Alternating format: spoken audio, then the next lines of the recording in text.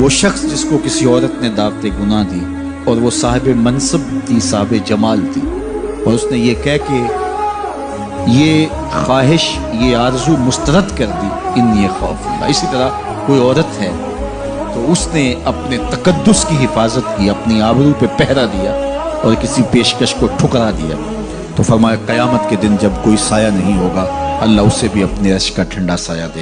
سر gratitude کا مطلب یہ ہے کہ آپ کے پاس انتہا کا بہت سا شکر ہو، اور شکر گزاری اگین شکر ہے جی نہیں، فیلنگ، اس کی فیلنگ کتنی ہے؟ جن چیزوں کا آپ گلہ کرتے ہیں نا، again I am seeing thought become things, sir وہ اٹریکٹ ہونے شروع ہو جائیں۔ سر رونے دھونے والے کے کبھی مسئلے نہیں حل ہو سکتے۔ دی اونلی وے، یار یہاں تو بدل دو جن کو بدل سکتے ہو، جن کو بدل نہیں سکتے ان کے بارے میں شٹ اپ سے سوچ، بات نہیں کرنی میں۔ بڑا مشہور قول ہے حضرت علی کا، اسے یاد رکھنا۔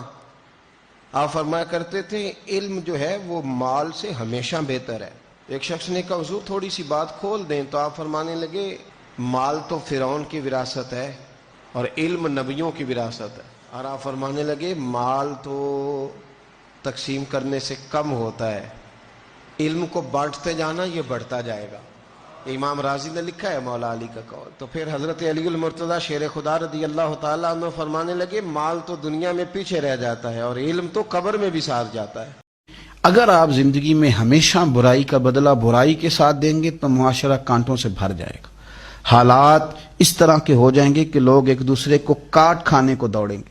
اور اگر آپ کو یہ نصیب ہو جائے کہ نہیں، ہمیں قرآن نے کہا ہے کہ ادفع باللتی ہی احسن، کہ ہم نے برائی کا بدلہ اچھائی کے ساتھ دینا ہے، پھر جو عداوتیں ہیں وہ محبتوں میں ڈھل جائیں گی۔ اللہ تبارک و تعالی ہمارے لیے عمل کا رستہ آسان فرمائے۔ شیخ شبلی کا نام سنا ہوگا، بہت بڑے بزرگ گزرے ہیں، تو ان سے کسی نے کہا کہ میں کثیر العیال ہوں، بچے زیادہ ہیں، تو جی خرچ ہی نہیں پورا ہو رہا، آ کے شکوے شروع کر دی۔ تو جب وہ ساری بات مکمل کر چکا تو حضرت شیخ شبلی نے فرمایا کہ تو واپس گھر چلا جا، جس کا رزق اللہ کے ذمہ نہیں ہے اس کو گھر سے نکال دے، تو سوکھا ہو جائے گا۔ اس نے کہا جی یہ کیسے ہو سکتا ہے، سب کا رزق اللہ کے ذمہ کرم ہے۔ تو کہا پھر اتنی بھی پریشانی کی کیا ضرورت ہے، اس کے ذمہ ہے، اب وہ کب کتنا دیتا ہے اس پہ تو راضی رہے، تیری زندگی سوکھی ہو جائے۔ میں نے حضور نبی علیہ الصلوۃ والسلام کی مبارک جالیوں کو چھو لیا، ہاتھ لگایا، تو فرماتے ہیں اس وقت جو وہاں شرطا کھڑا تھا نا، اس نے اس قدر زیادہ زور سے میرے ہاتھ پہ ڈنڈا مارا کہ میں اس ڈنڈے کی شدت کو برداشت نہیں کر سکا اور بے ہوش ہو کے زمین پہ گر گیا۔ فرماتے جیسے یہ دو آنکھیں بند ہوئی تو اندر کی کھل گئی ہے، کیا دیکھتا ہوں کہ حضور نبی علیہ السلام کی بارگاہ میں حاضر ہوں، اور حضور نبی علیہ السلام اپنے دستے مبارک میں میرا ہاتھ لے کے فرما رہے ہیں محبوب تک آنے کے لیے ڈنڈے تو کھانے پڑتے ہیں۔ اس کو خدا نے پھر وہ طاقت دے رکھی تھی کہ جو چیزیں خاموش ہیں وہ ان سے بھی کلام کیا کرتا تھا۔